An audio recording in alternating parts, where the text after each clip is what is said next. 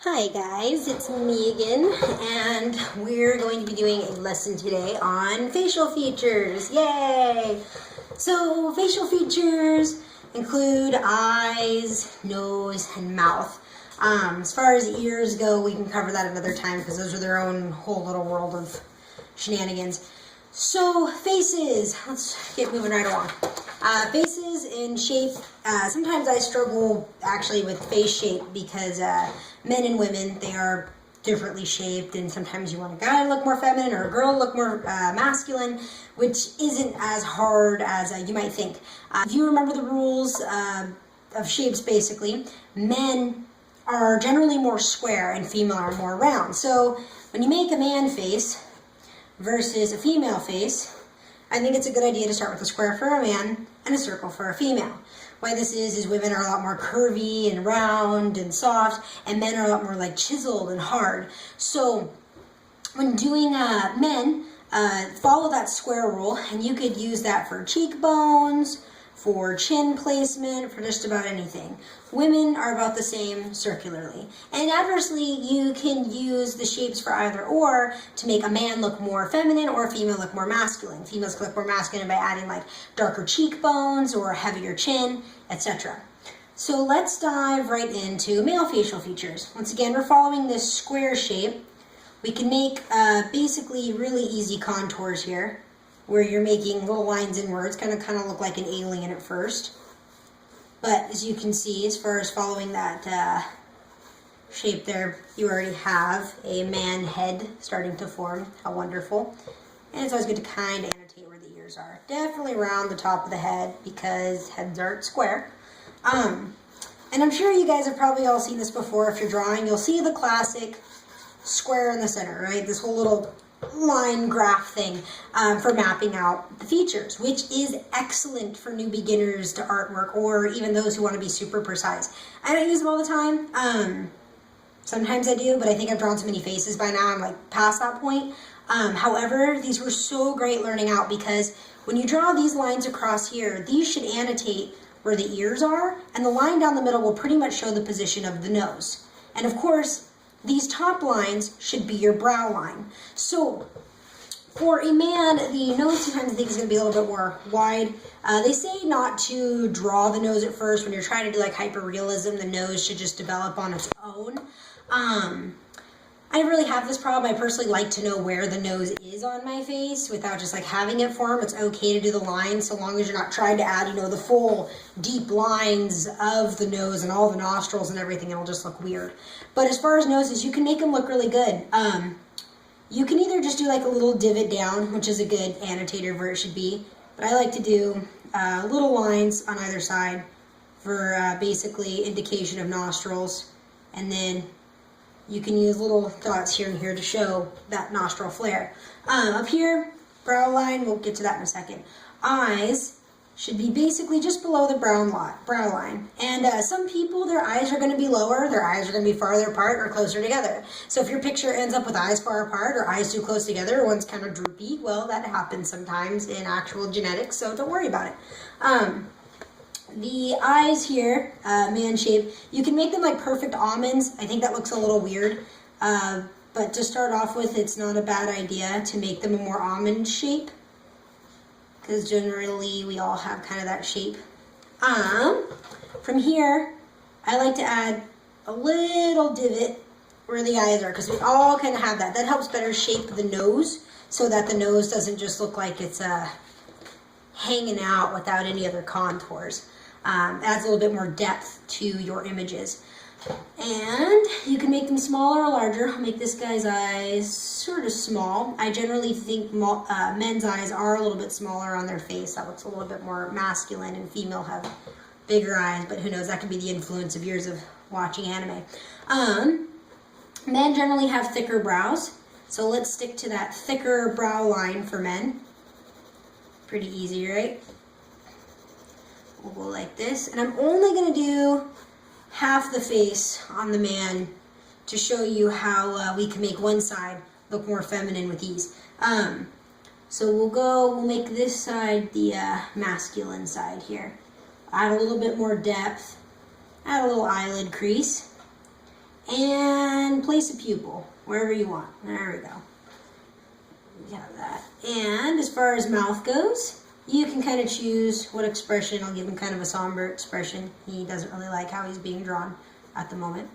So mainly on one side it's fairly easy. I like that little divot here for the lip on this side, but it's what I mean easy. You don't have to add a lot of embellishment. It's really easy to make that look feminine, and all you really need to do is add some extra eyelashes and a little bit curvier lips. But I'll show you how to do that in just a second. Let's add another pupil so he doesn't look like a total alien. So on the female side here, same thing. We'll put this here, add that circle. We want these lines to annotate right between where our ears are. So that's just a good map basis. Right along the middle here. I'll darken these up for you guys. Right along the middle here, we'll add our two little nostrils, the two little divots. We'll draw our brow lines here. And the almond shape for the eyeballs.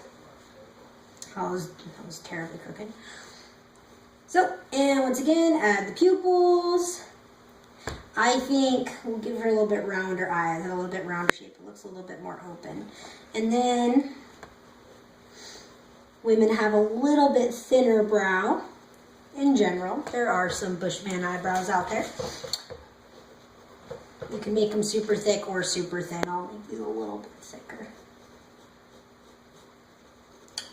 Pretty easy so far if you follow. And then we'll add a mouth. She'll be a little happier. A happy woman, who thought? Alright. Here we go. And on her side, we'll make this part easy. We'll darken the lid, add a nice crease. We'll make this pupil there too. We'll darken the crease here, add some eyelashes. That way it looks more feminine and pretty. Pretty easy, right? I didn't do very good divots on these. Sorry, guys. It's a little prettier. Girls oftentimes wear makeup, so if you're struggling with either like, man, I just can't draw women faces, or man, I just can't draw men faces, some of the biggest difference can literally be added by makeup, mostly. I think it's more adding like more softer features and pretty things. And of course the lips. A little line underneath here. Little hairpin curl. There we go. So we have a pretty good outline so far for man and for woman. Now, I'm going to add some shading to these here in just a second. Let me add pupils to this guy first. There we go. Add some shading to these just a second to show you how you can make these a little bit more masculine or feminine on like make the man on the more feminine face and the female on the more masculine face. So, we'll do the favorite blending stump tool first to add some detail. And then, once again, follow that jawline. Keep it going. The nose, very bold features. The brow, underneath the back of the eye here.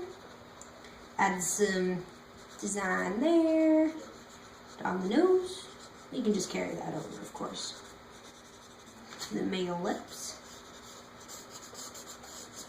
There you go. He's pretty manly, right? You better give him a beard, because that's what real men are made of. There we go. Only he's just rocking a goatee. He's only kind of a man. And we all have that little dip above the lip too. And on the chick side of things, you usually have eyeshadow, so we'll carry this out here. Add a little bit to the lips here. Some more shading here, and lots of shading around the eyes, because she took the time to make her eyeshadow nice and smoky effect before she went out clubbing. Okay, now let's cross over these gender versions, shall we?